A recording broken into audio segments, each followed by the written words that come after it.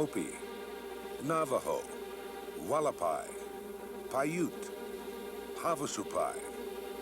These are words of the Western world. These are the words of the world of the Grand Canyon.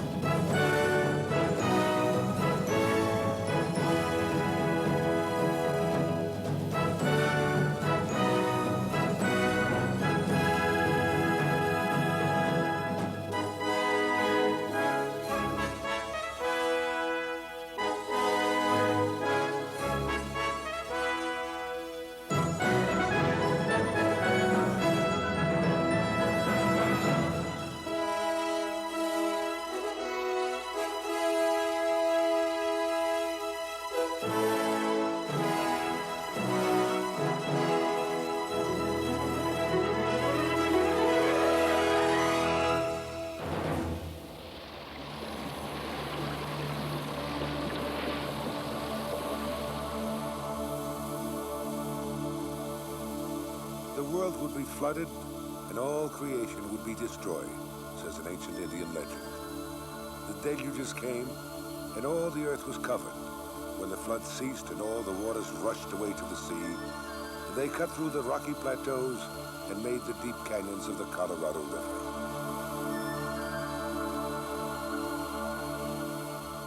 Many Indians of the Grand Canyon region still believe that the river is the runoff from a great flood that once covered the world. I'm Telly Savalas. Let's take a closer look. Over millions of years, erosion has chiseled the rocks into many angular and rounded shapes, each reflecting the light and throwing shadows at its own peculiar angle. Here, unique perspectives mock conventional understanding of distances. Here, terraces of turrets, spires and cupolas, many higher than the highest mountains of the eastern United States, are stark and gaunt, yet their beauty is ethereal.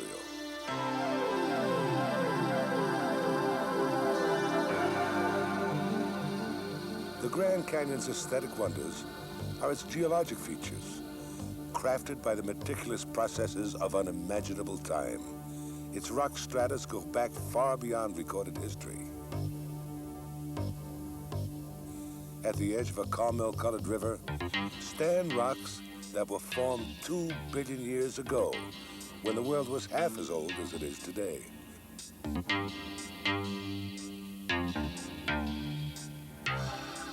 Halfway up the cliffs are the fossils of the first form of animal life.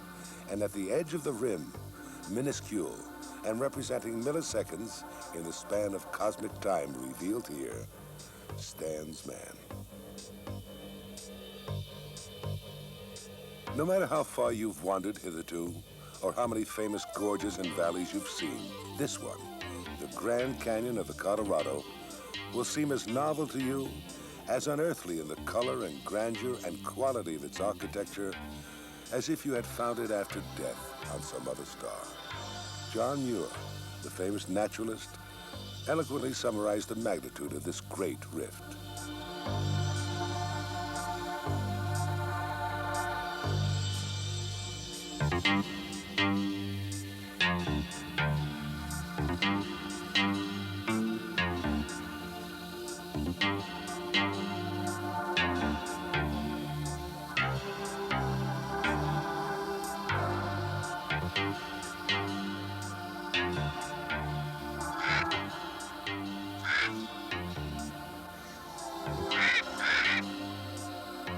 Ravens soar between its rims, their cries breaking against the silence of immeasurable time captured within its depths.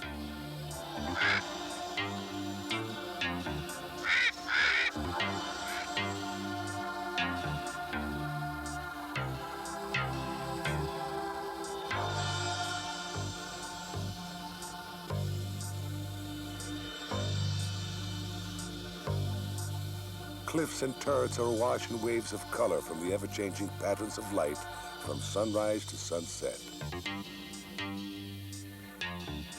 Bathed in the white light of midday, the walls flatten and lack luster, life, and form.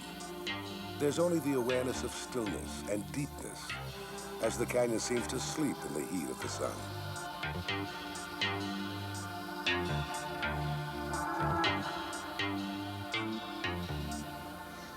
Mystery invades the canyon with the advance of evening. Painted with the rays of a setting sun, the form and character of this primeval land communicates all that music and art have striven for thousands of years to express. Somewhere on a plateau, a coyote joins in nocturnal song with the always rushing river below. All life pauses, and as prehistoric man waiting out the long night in canyon-walled caves must have done, listens and wonders.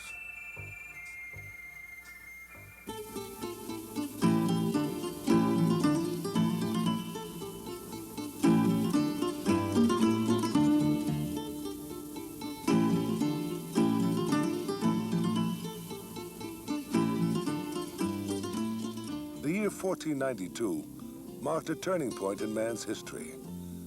Reverberations from that great year of discovery would roll over the next 4 centuries and across the New World, touching even this remote and isolated region. Legends had flourished in the Old World, telling of unknown lands and fabulous riches just waiting to be found. Europeans had long sought the fabled Strait of Anian, a northwest passage to the Orient, and it would perhaps be in its discovery that the greatest glory lay. Christopher Columbus, searching for this all-water route in 1492, did not find riches in the New World he stumbled upon, but those who followed in quest of gold, glory, and new territory to claim for Spain uncovered wealth beyond their wildest dreams.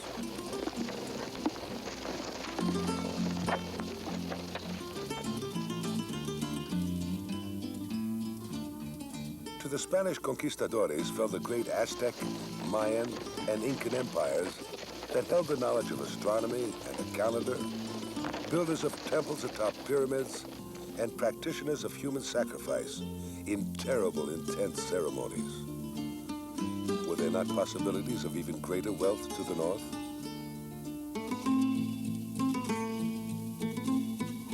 In 1540, Don Francisco de Coronado and a company of several hundred soldiers rode forth for Mexico, called New Spain, in search of the 7 cities of Cibola, an Indian kingdom rumored to be rich in gold and jewels.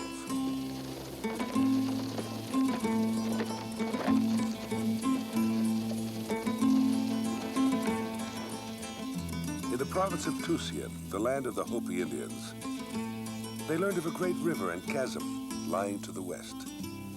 Captain Garcia Lopez de Cardenas and a small number of soldiers were dispatched to investigate. 20 days later, they arrived at the edge of the South Rim, the first white men to gaze upon the Grand Canyon. The canyon was regarded as the final obstacle to a fruitless quest, and the company returned to Mexico.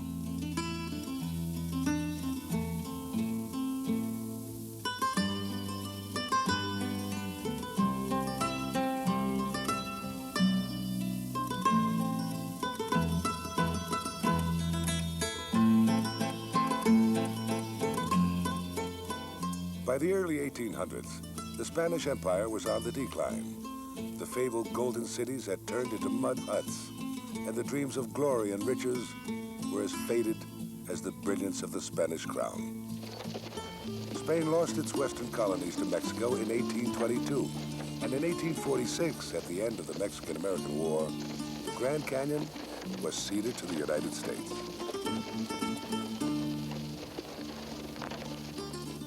In the days of imperial Spain, the church, in its quest for the salvation of souls, accompanied the conquistadores on their journeys of exploration. Christianity and other facets of European life were introduced to the Native Americans.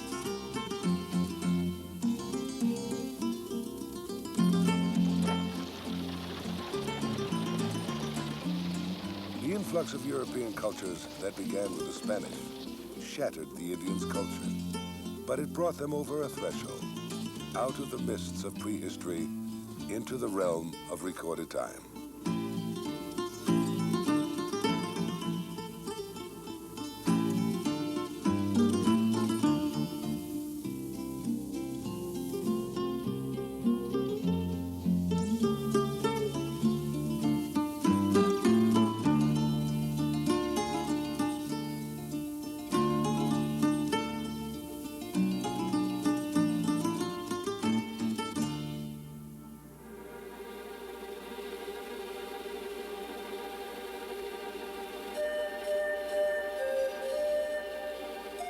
The walls and plateaus of the Grand Canyon hold the story of the prehistoric people of the Southwest.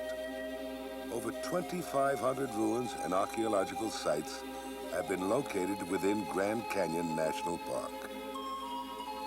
Tusayan Ruin, built between 1185 and 1200 AD, and named after the old Spanish province in which it was found, mirrors the canyon's rich cultural history. Walls 1 and 2 stories high were constructed of unshaped limestone boulders set in clay mortar. The walls formed a broad U-shape, protecting a court or plaza which was open to the sunlight. The pueblo was inhabited by 25 or 30 people. By 1225 AD, this and all other pueblos of the area were abandoned. The Tusayan Museum serves as a key to the ruin, providing a chronological story of human history and development in the Southwest.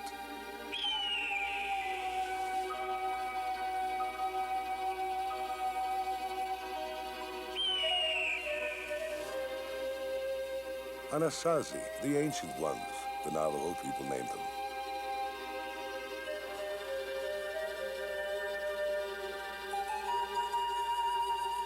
The earliest ANASAZI were the basket maker groups, so named because their baskets were of extremely high quality, made from the leaf fibers of the yucca plant.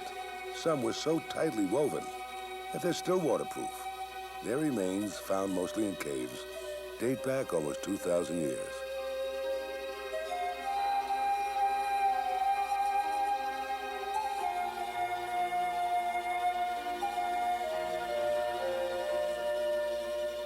They were originally hunters and gatherers. Their sustenance was berries and nuts and the wild game of the land.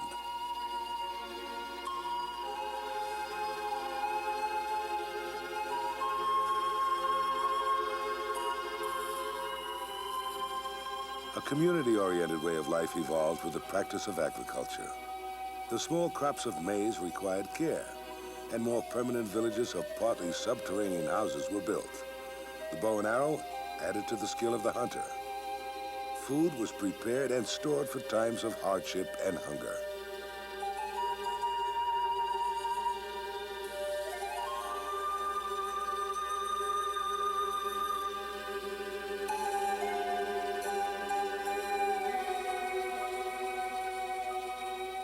Throughout the centuries of planting and harvesting seasons, a settled and civilized society developed.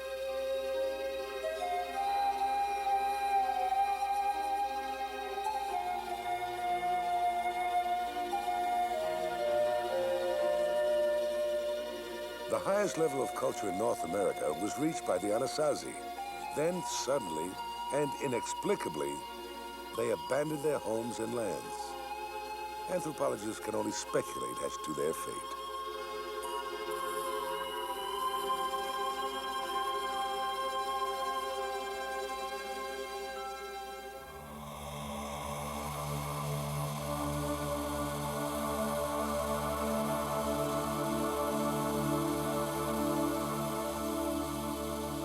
Sensing the power of nature captured in this jagged land, the Indians wove it into their myths and religions. Almost 4,000 years ago, ancient man sought out remote caves in the red wall limestone cliffs and placed his split-twig animal figurines in the darkest recesses of the earth, practicing his sympathetic magic to ensure a successful hunt. Kivas, partly subterranean rooms, were used primarily for religious purposes. In the floor is an orifice called the Sipapu, which symbolizes the place of emergence from the underworld to this world. Similar kivas are used by the Hopi. Some still believe that after death, the spirit re-enters the Sipapu and returns to the land of the dead, which lies beneath the Grand Canyon.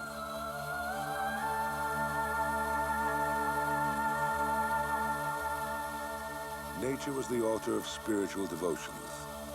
Legends explain the origin of all things, and poetic myths were ideas, expressed with beauty and power, and passed from generation to generation by tribal storytellers and medicine men. They enabled the people to cope with a harsh environment and made comprehensible the forces of their unique world. A recurring theme through the mythology was the awesome and powerful presence of the river, the big water deep down in earth, that seemed to have no beginning and no end, and led to the underworld, home of the gods.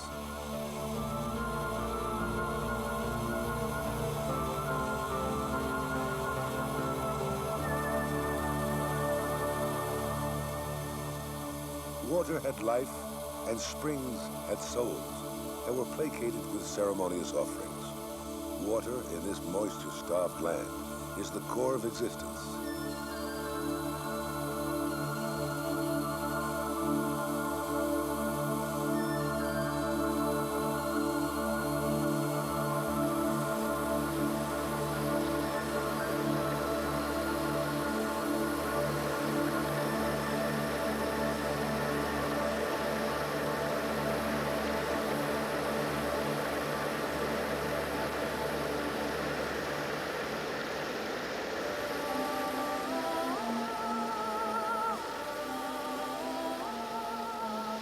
Here, where the blue-green waters of Havasu Creek plunge over waterfalls to become still in pools of turquoise, is the home of the HAVASUPAI, people of the blue-green water.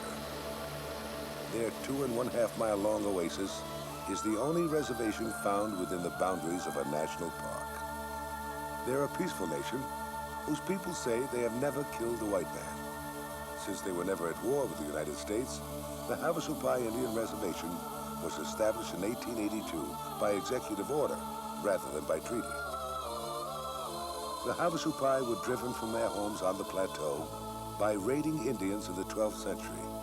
The small population, never numbering more than 300, found refuge on the canyon floor 3,000 feet below the walls of red sandstone.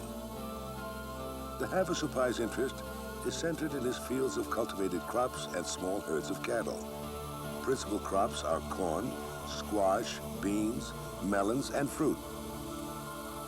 Intertribal trade is carried on with the Navajo, HOPI, and Wallapais. Vegetables, fruit, and dressed hides are exchanged for blankets, wool, and silverwork. Twin rocks stand atop a weather-eroded cliff. They are supernatural beings, say the HAVASUPAI, watching over the tribe and guarding their destiny. Should they ever fall, and someday they must, the village and the entire HAVASUPAI people will cease to exist.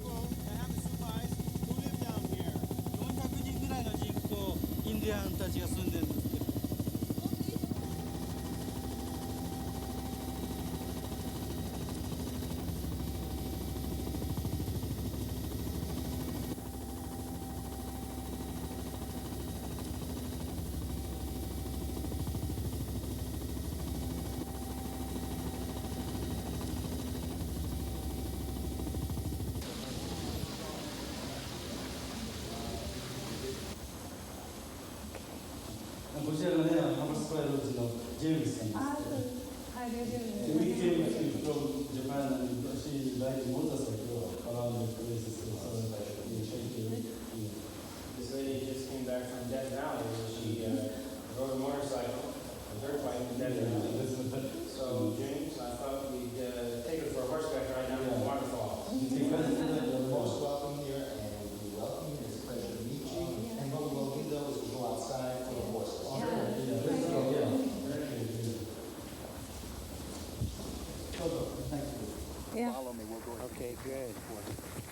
また馬に乗 We'll れ go る。 ahead and get you onto the horse first, okay? So if you want to come on, we'll go ahead and get you. Yes.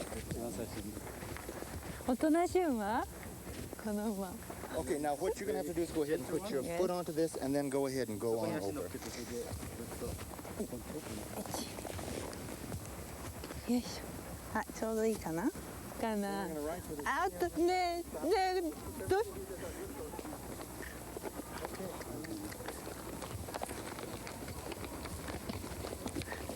平気かな？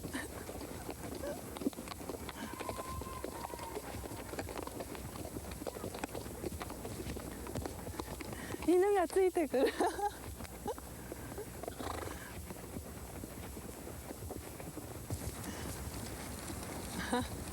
じゃれ合っちゃってか。 Dogs are in good form today, うん。 playing here. Yes.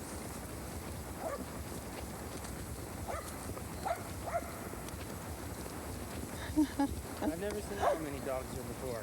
あ、そう？ The most I've ever seen. うん。どうしたんだろうこの犬は。どっから湧いてきたのかな。喧嘩してるのかな。 Albert, which waterfall is this one? あ、本当に？ Does this have a name? ポー？ No name. No name. どこ？ Where is the pole? Waterfall is coming up right here. あ That's the first one, but it's very small. It doesn't even have a name. あ。あ、本当だ。あ、それだ。おお。あ、すごい深い。こっちが落っこちそうになって。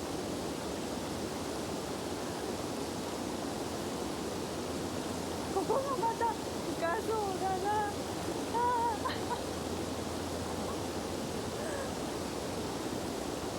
ここに木の根っこがあるよ。木の根っこがあるよ。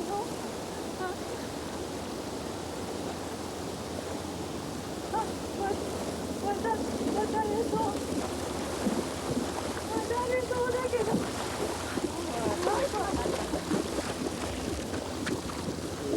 しよし、いい子だいい子だ。頑張ったね。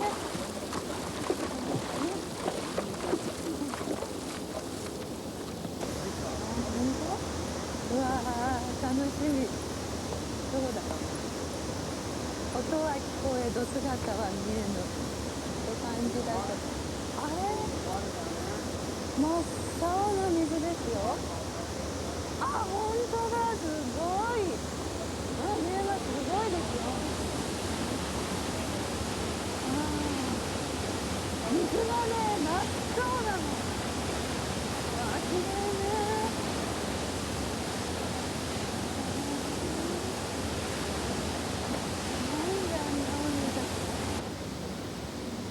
Get off the horses here, and we'll walk down this trail and take a closer look at the waterfall. Oh, え、 well,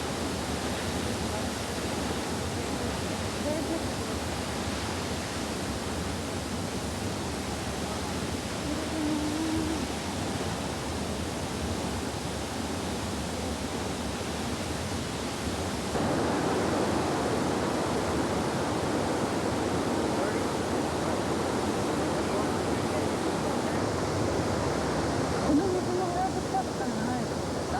this water came from the Flagstaff also. All of the water that comes into Supai, they say originates from Flagstaff.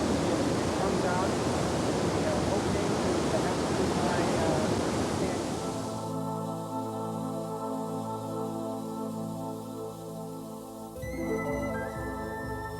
To the east of the Grand Canyon, atop 3 barren sunburned mesas, live the Pueblo people who call themselves HOPI, the peaceful people.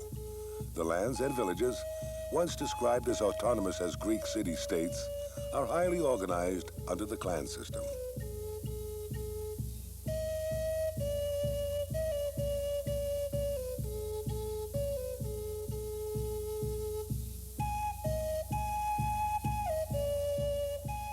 The HOPI are a conservative and extremely religious people. Contact with the Spanish conquistadores and missionaries, and later the reservation system, has had little effect on the political and religious spheres of their life. They are perhaps the most representative pre-contact cultural entity surviving in the United States today.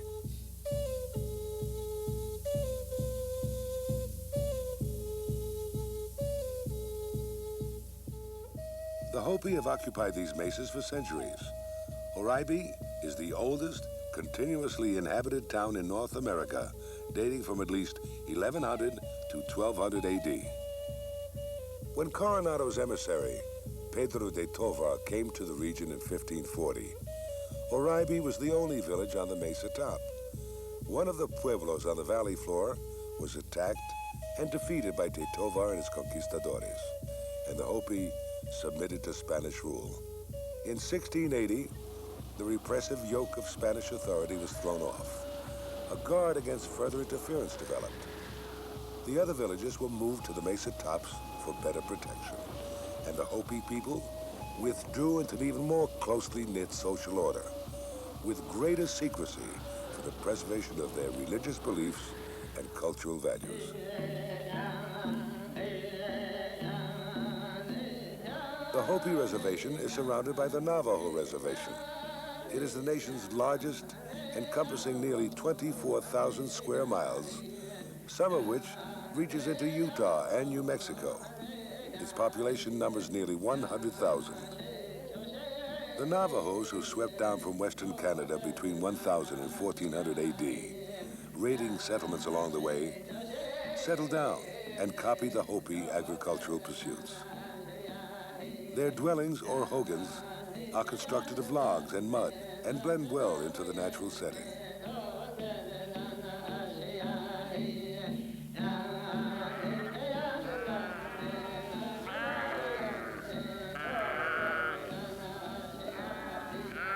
In the 1600s, they acquired horses and sheep from the Spaniards, as well as the knowledge of working with metal and wool.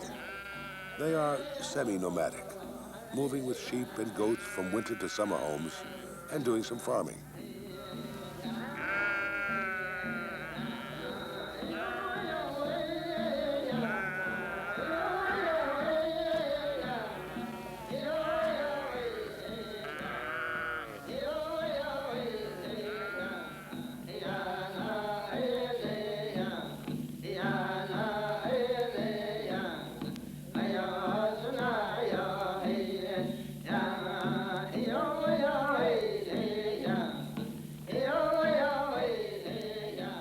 Both Navajo and Hopi produce arts and crafts that rank for the most highly perfected and richest of the North American tribes. Colorful rugs and blankets are produced by both tribes. However, in Hopi society, men do the weaving. In the midst of a civilization whose mechanical ingenuity is unparalleled in history, the loom and the hand-weaving technique have remained unchanged since about the 17th century. Hopi basket weaving is a technology that has remained virtually unchanged for the last 7,000 years. The three distinct methods of construction, wicker, coiling, and plaiting, that characterize the craft today are shown in the oldest existing baskets found preserved at archaeological sites.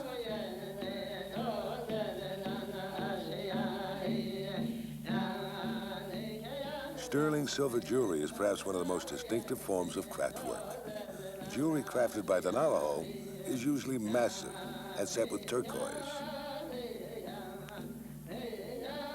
Hopi overlay silver with its abstract art form appears to be of a modern design, but actually predates the South American Columbian era, which reached its peak around the 12th century AD.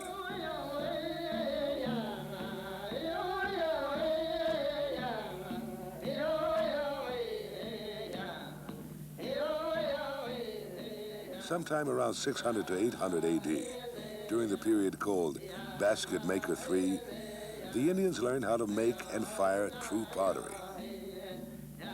Since the potter's wheel was unknown in the prehistoric New World, all the work was carried out by hand.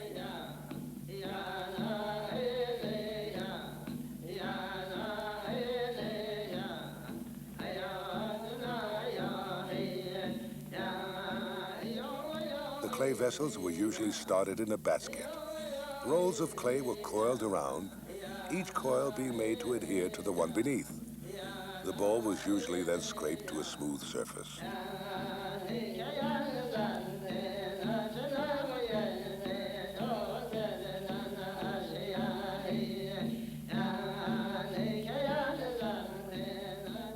When the clay dried, the vessel was sometimes painted with a simple design in black organic paint.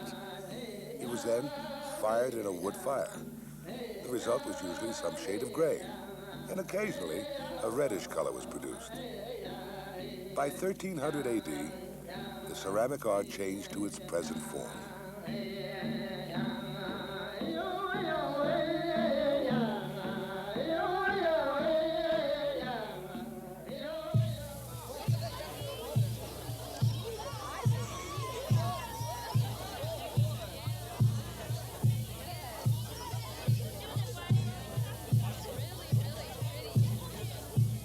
The land is the soul of the Navajo. Religion and traditions are based on the land. Harvest time, the end of another growing season, is a celebration, a song of life.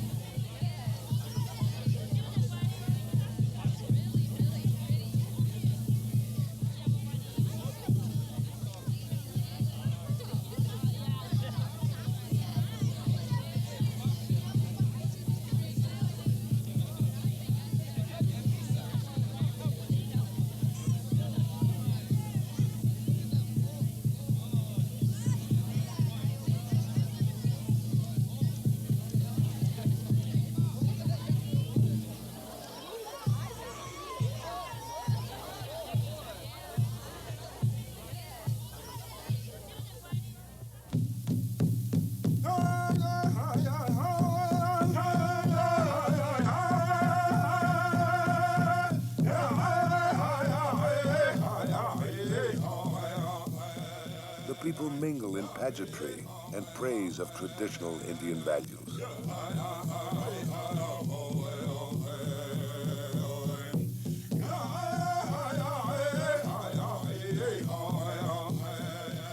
A sacred ceremonial dance is performed as a reminder of religious values.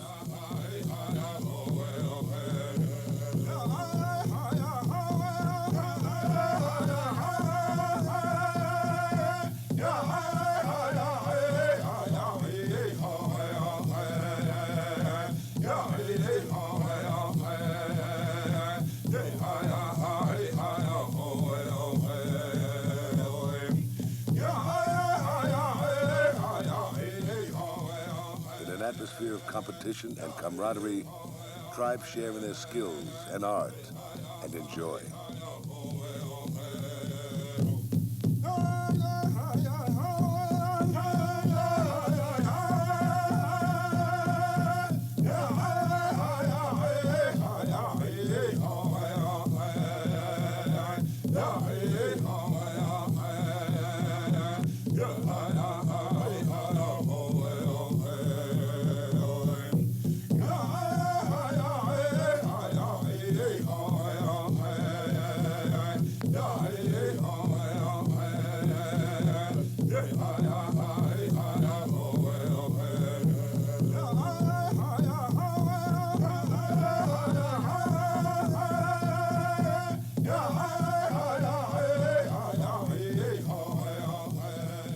As sandal feet beat the bare earth, a haunting chant rises against the throb of an age-old rhythm.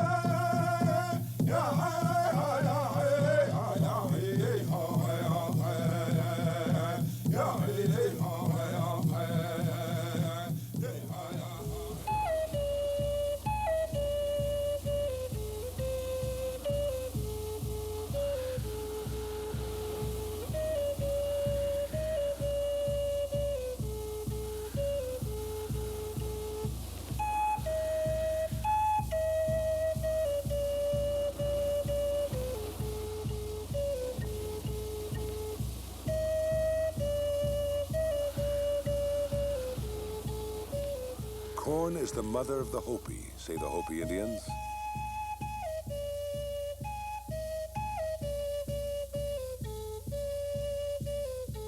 Moenkopi, place of running water, is the only village with irrigated fields. In this arid climate, there is felt an urgent need for supernatural assistance. Elaborate, complex ceremonials are performed throughout the year.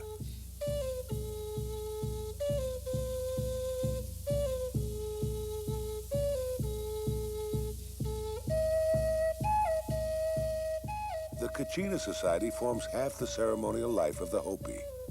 Kachinas are considered to be divine beings who act as intermediaries between man and God. In ceremonials, Hopi men who have been trained and initiated put on masks and dance in solemn ritual to personify the Kachinas. Through them, the people pray for rain, crops, and fertility. The men who impersonate Kachinas in the dances carve small wooden replicas of their Kachina appearance. They're not toys, but are valued possessions, for the effigy is considered to bear a portion of the Kachina spirit's power. The dolls are given to the children of the village during the ceremonies. Through these dolls, they learn the meaning and symbolism of their ancestral gods.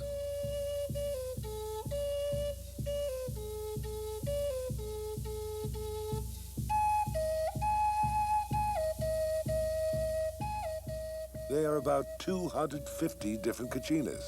Each has its own name, dance steps, songs, and holy decorations. The mask is the most important, for it identifies the original personage. The Hopi consider the mask to be vested with power and spirit. When the Hopi dancers wear the masks, the spirits virtually become part of them, and they are the Kachinas. Hopi legends, myths, and customs are reflected in some Kachina details. Objects in the hands indicate the Kachina's role, who he is, and what he does. The snake in Hopi legend is a descendant from a tribal ancestor who journeyed by way of the river to the underworld home of the gods. There he met the snake people, one of whose maidens he married. Upon his return to the village, his snake wife and snake children were driven out by fellow villagers who feared their bite. This action offended the gods, and they sent a drought that the Hopi could lift only by welcoming snakes back into the villages. The snake ceremony is believed to be one of the most ancient of Pueblo rituals. Live rattlesnakes, who represent lightning, are carried in the hands and in the mouths of the dancers. They're then released to carry the prayers of the priests to the gods, to send rain upon the parched land.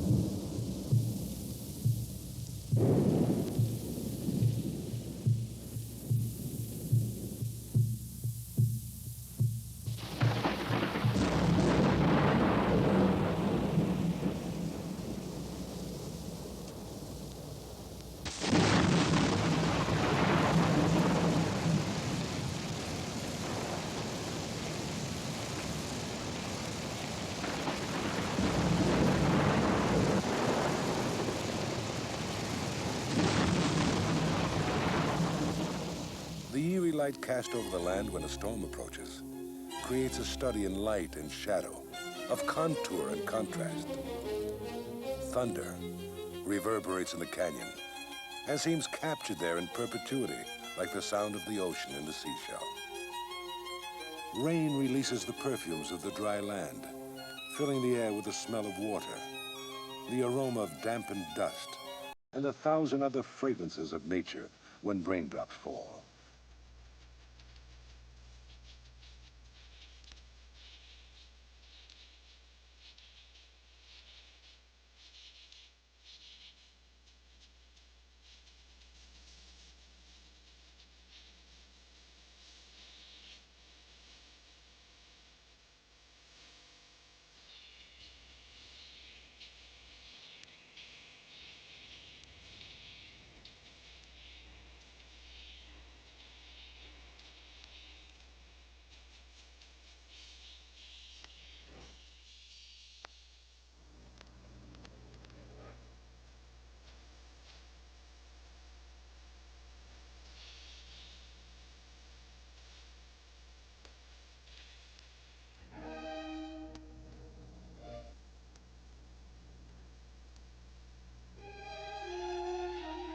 The elevated north rim of the Grand Canyon is a study in contrasts and complements.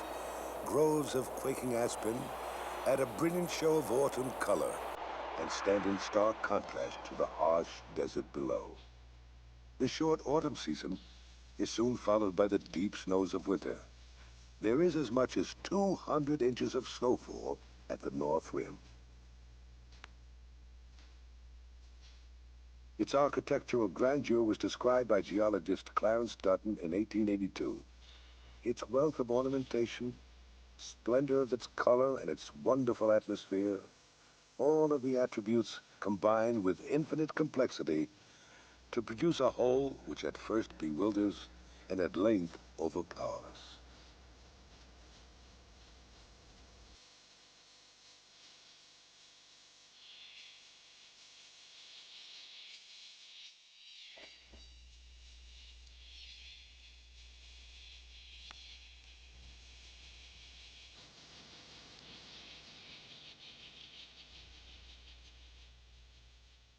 The Kaibab, a Paiute Indian word meaning mountain lying down, is a vast plateau, some 50 miles long and 35 miles wide.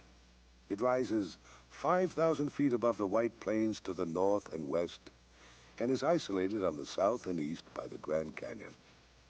Dense stands of tall spruces, pines, and firs are encouraged by the heavy snowfall and make up much of the forest cover of the Kaibab Plateau.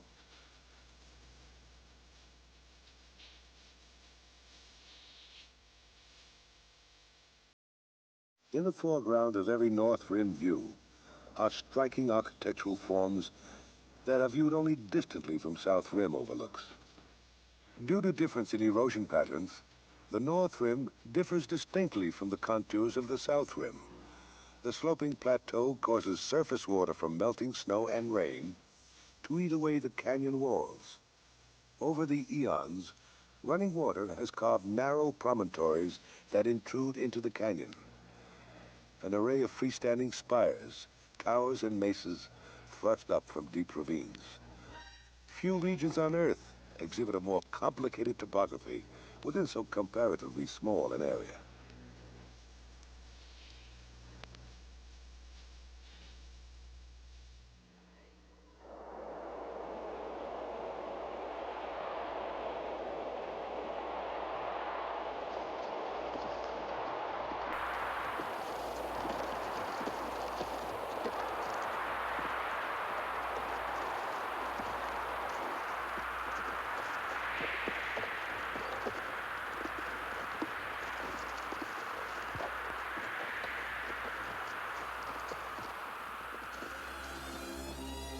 In the quiet mood of winter on the South Rim, the canyon is vast, stark, raw, unnatural, and unending.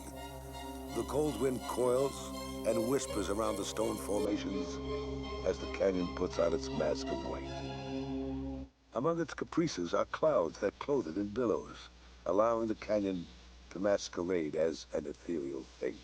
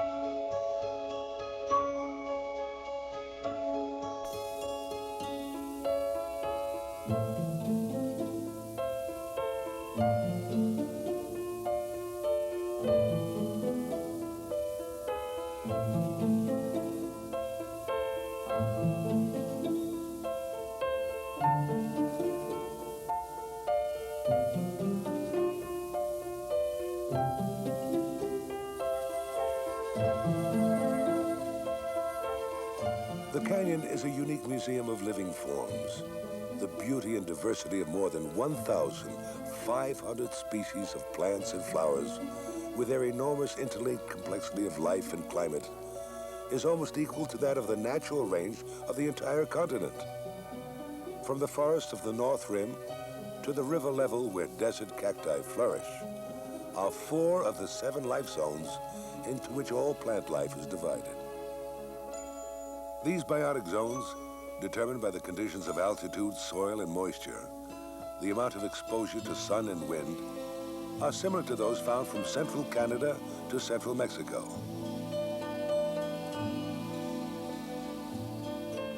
The temperature on the North Rim averages 35 degrees colder than that at the bottom of the canyon.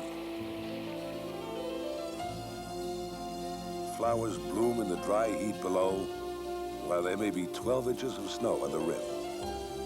Snow almost never reaches the canyon floor. It melts and evaporates on the way down.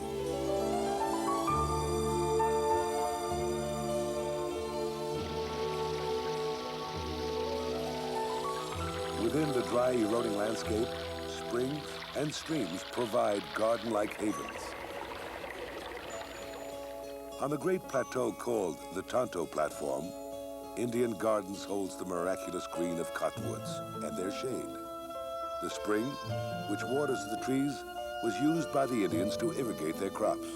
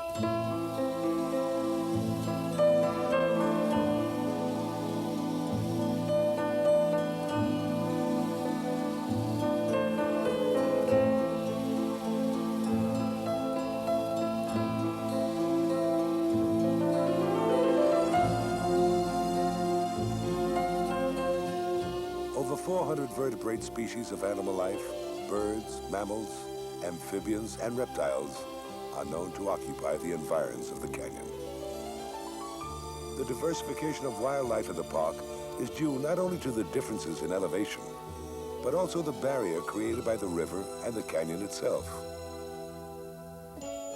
The most striking example is the Kaibab squirrel, one of the rarest squirrels in the Western Hemisphere, for he lives nowhere else. For thousands of years, he's been restricted to the island plateau and has developed physical characteristics apart from the closely related Abert squirrel. In 1932, an estimate calculated that there were only 120 Kaibab squirrels living on the North Rim. The squirrels are now on the United States Endangered Species List.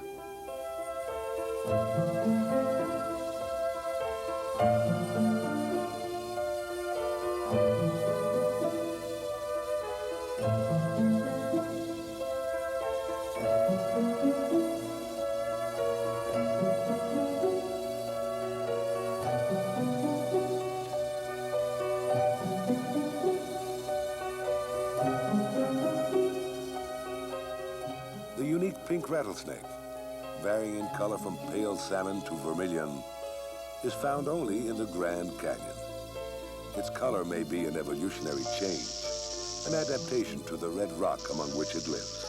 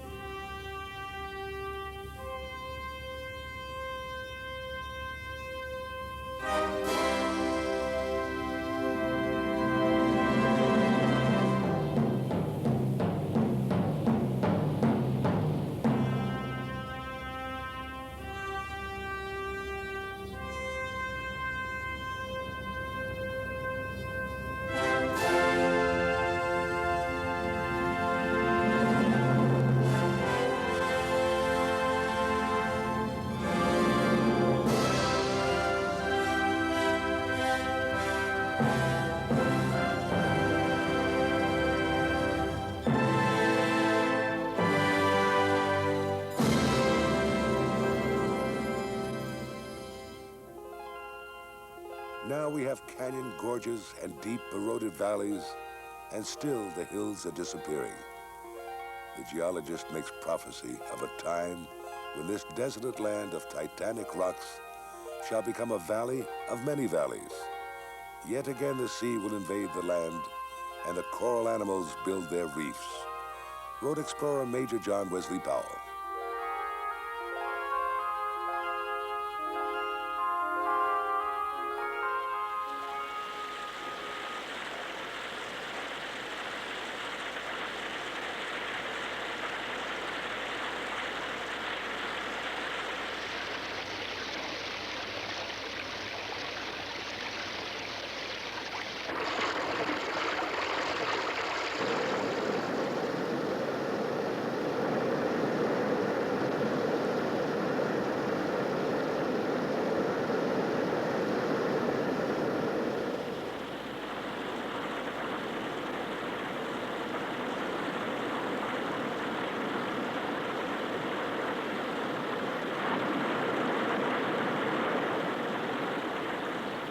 Water is the greatest force at work on the canyon. Water seeps into the crevices of stone and alternately freeze and thaw.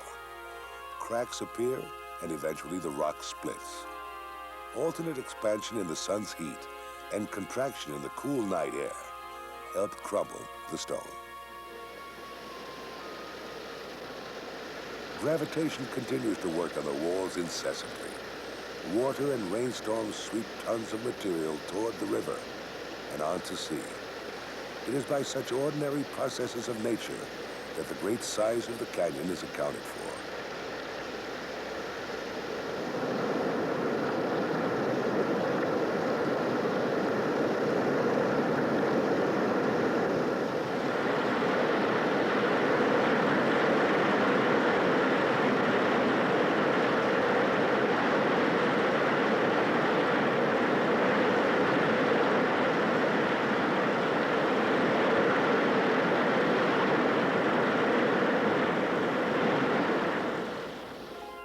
The layers of shale, limestone, and sandstone that make up the strata of the canyon walls are called formations.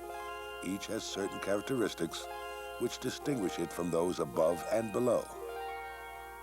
Their story is the depositing of layer upon layer of sediments by water and wind, of mountain building and the tearing down of mountains. The work is done with the infinite laziness of nature, without haste, without rest.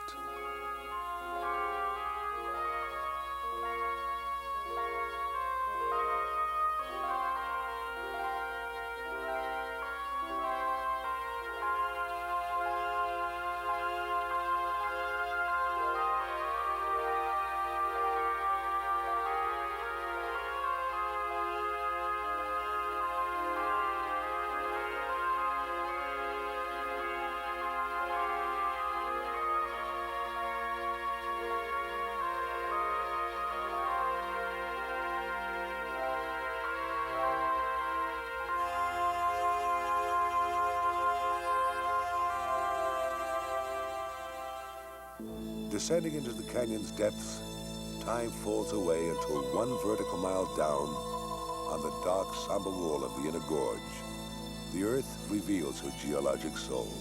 Here in the Vishnu schist is antiquity, 2 billion years back, a time more ancient than man can conceive. The oldest rocks found in the V-shaped granite gorge were originally sediments, deposited by a sea and then uplifted into mountains. The great forces of pressure and high temperatures changed the sedimentary rocks into metamorphic types called gneiss and schist. The older rocks subsided and were again covered by a shallow sea. Plant fossils of algae and fungi, evidence of early forms of life, were captured. Block faulting and uplifting formed mountains that were eroded away until only the remnants remained. The second major era of the Earth's history is the era of ancient life. It began about 570 million years ago and spans approximately 345 million years. Layers of sandstone, shale, and limestone were formed by the deposits of an advancing sea. This period saw a never-to-be-repeated wealth of life forms in the world's oceans. Within these three rock layers are traces of invertebrates, trilobites, crustaceans, and brachiopods, the beginning of life on Earth. Here in this 30-foot layer of limestone is the age of fishes, the beginning of the first creatures with backbones. One of the most prominent cliff walls in the canyon is the Red Wall limestone. It was formed by the remnants of marine life in the sea. Its true color is gray. The red coloring is a surface stain from the overlying rock layers. In a climate that was becoming relatively arid, the Grand Canyon remained in a marine environment. River sediment sandstones, containing the imprints of ferns and fossilized amphibian tracks, is overlaid by hermit shale, and then the vertical cliff of Coconino sandstone, sand deposited when the region became a desert. Seas twice again inundated the land. Their residue created the Toro Weep and the Kaibab formations. In the 100 million year long Mesozoic era, the Grand Canyon area experienced many environments: deserts, seas, and swamps. This was the age of dinosaurs, the era of flying reptiles. Erosion has removed much of the rock of the Mesozoic era. Cedar Mountain is a prominent remnant of Mesozoic rock. The present major division of geologic time, the Cenozoic era, began about 65 million years ago. A large section of the Southwest was elevated high above sea level, and the Colorado River began carving the Grand Canyon.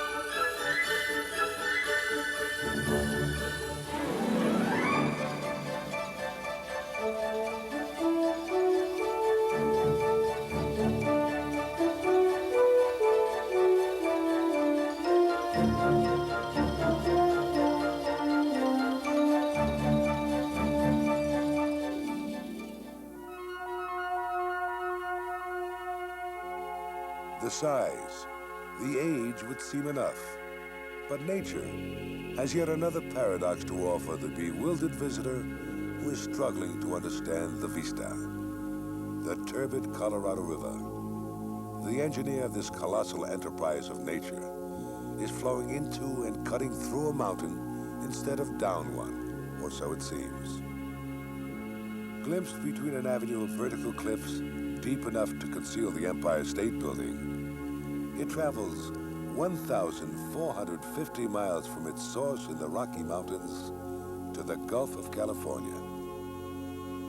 Until recently, it carried an average of 500,000 tons of sand and silt a day, as much as a 10-ton truck passing every second. However, its work goes more slowly now that dams have impounded its waters. These cutting tools deepen the gorge still further, cutting downward at the estimated rate of 1,000 feet every 2 million years. And so, with wind and water, rock and river, the incredible epic of erosion continues. The Colorado and all these canyons unite to form one Grand Canyon, the most sublime spectacle on Earth. 277 miles in length, 600 feet to 18 miles wide, and a mile deep. The first explorations of the region by white men after the Spanish were made by mountain men and trappers in the 1800s. The discovery of gold provided the impetus for increased travel across the Southwest. Expeditions of military men were dispatched to map and secure new routes.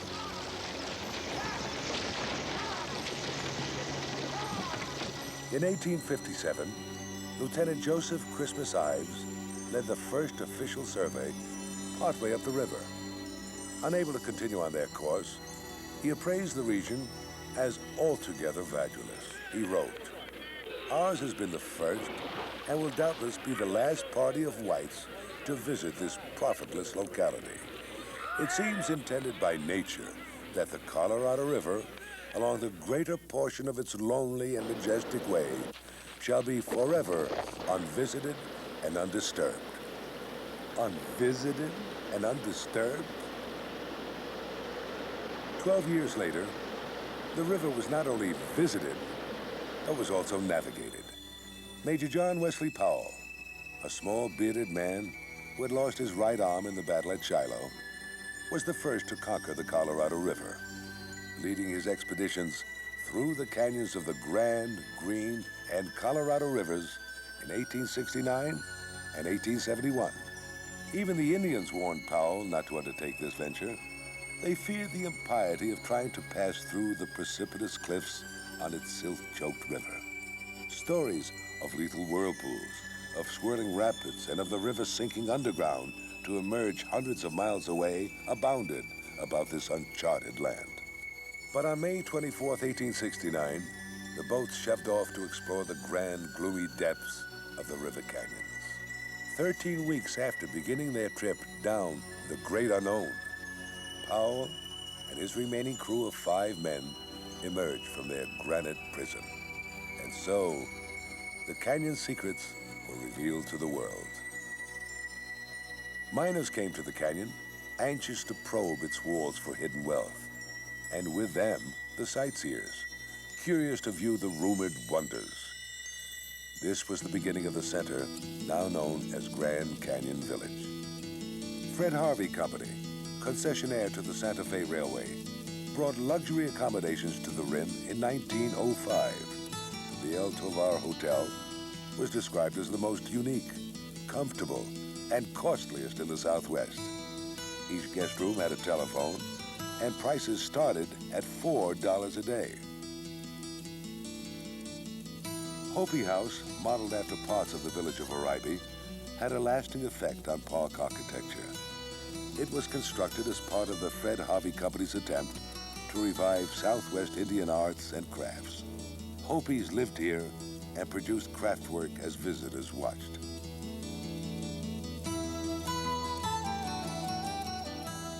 The first curio shop for visitors was opened in a tent on the grounds of Bright Angel Lodge in 1898 by John Verkamp. In 1905, Verkamp's Curios was constructed at its present location.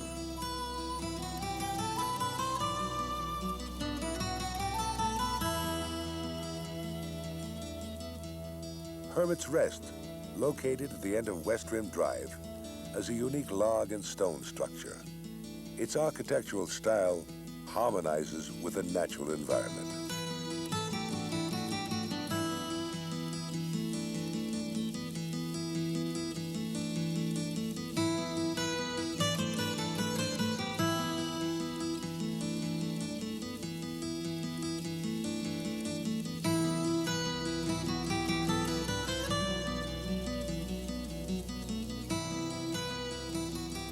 The watchtower at Desert View is a distinctive architectural feature. It was constructed in 1932 of native stone, steel, and concrete, and is a replica of an early Indian observation post. The upper floor of the 67-foot-high tower commands a sweeping view of the canyon.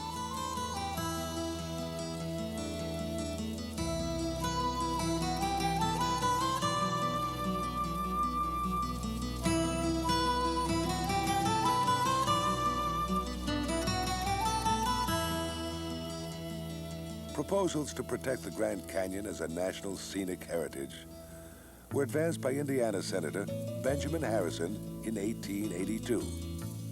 His bill to make the canyon a national park was defeated by mining interests, but the canyon triumphed. In 1919, under President Wilson, an act of Congress established the Grand Canyon a national park and placed it under the protection and administration of the National Park Service. At the Visitor Center, park rangers provide information and orientation. Among the many services offered are exhibits, naturalist hikes, and programs. Today, although it is the most popular park of all, the National Park Service carries out its dual mission of protecting the canyon while making it available to all who come to see it. Interpretive services assume an increasingly vital role as visitation increases, offering a critical link to promote the delicate dynamic balance between the park's inherent resources and the people using them. The Grand Canyon Natural History Association was founded in 1932 to further visitor enjoyment and understanding of the values of the park. It is an educational, non-profit organization dedicated to the interpretation of the natural and human history of the park. Supporting the program of the National Park Service, the association serves visitors through the publication and sale of interpretive literature. It also aids the National Park Service with continuing financial support of educational and research activities.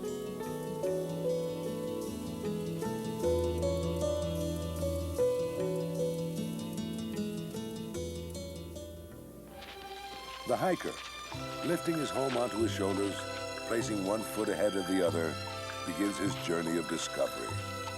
The Kaibab Trail starts at Yaqui Point and winds its way down the south wall of the canyon to Phantom Ranch. It was blasted out of solid rock and was engineered so that sunshine would keep it free from winter snows.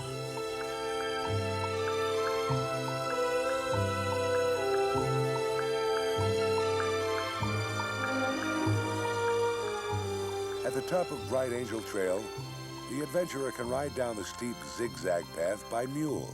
Not dangerous, but terrifying. There are often only inches between the rider and a sheer drop of hundreds of feet. But the sure-footed mule is very wise in all that is required to negotiate safely and with a minimum of trouble to himself, the vertical descent.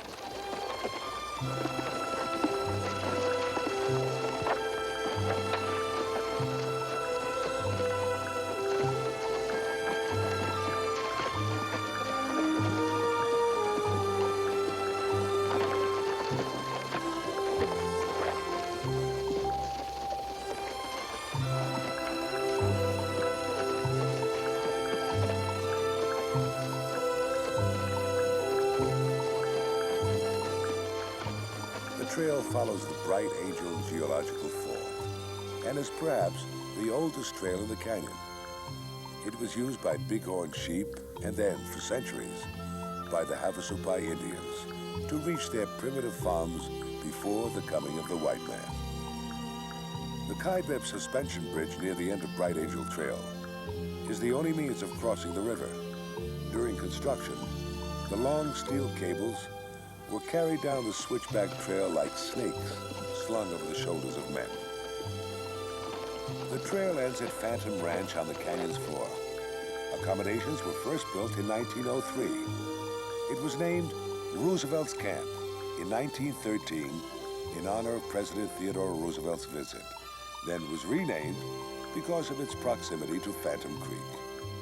Since 1869, the challenge that rates highest in the drama of exploration is the river. Today, the water that has been described as too thick to drink, too thin to plow, is a pale reflection of the wild, undammed river that awed explorers. But today's travelers upon its waters may still relive in imagination the experiences of the little party of battered men fighting for their lives under the leadership of Major Powell.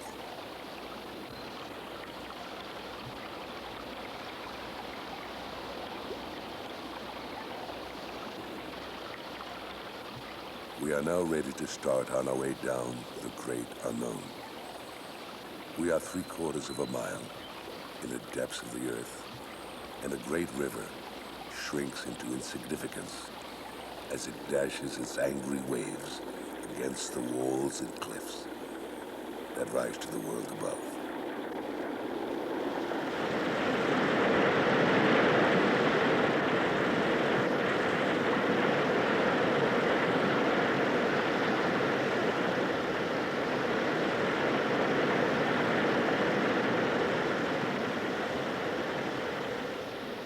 We have an unknown distance yet to run, an unknown river to explore. What falls there are, we know not. What rocks beset the channel, we know not. What walls rise over the river, we know not. With some eagerness, and some anxiety, and some misgiving, we enter the canyon below, and are carried along by the swift water through walls which rise from its very edge.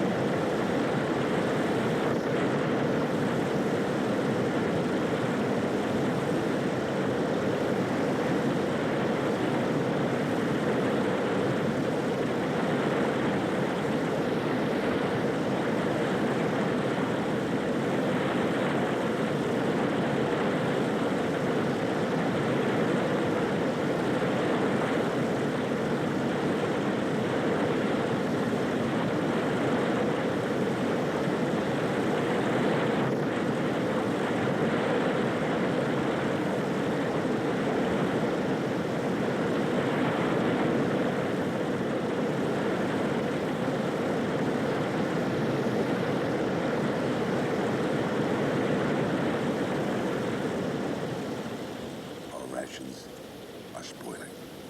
We must make all haste possible.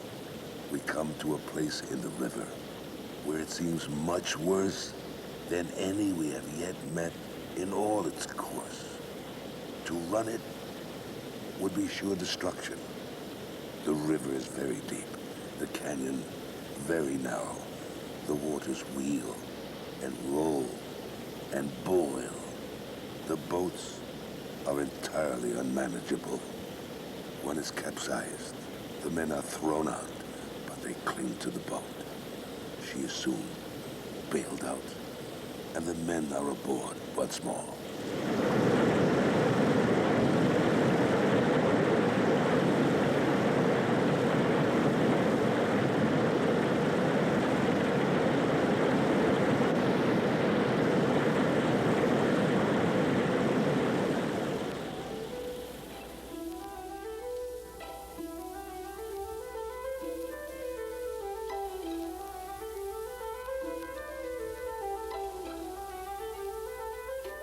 The wind twists around the hulking presence of the steep cliffs and the strange rock formations in a stone wilderness, creating the sounds of nature as primal man must have heard them.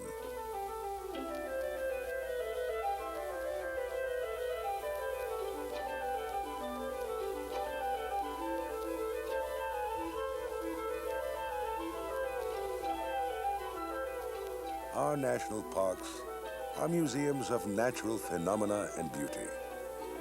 They are a composite of great silences, timelessness, remoteness, and far horizons. In them, all humanity may rediscover their ancient ties to the earth and the inherent sense of being at one with all life. Grand Canyon, as do all our national parks, preserves not only the finest scenic and natural treasures of our country, but also the record of human discovery and occupancy. This constitutes our richest American heritage.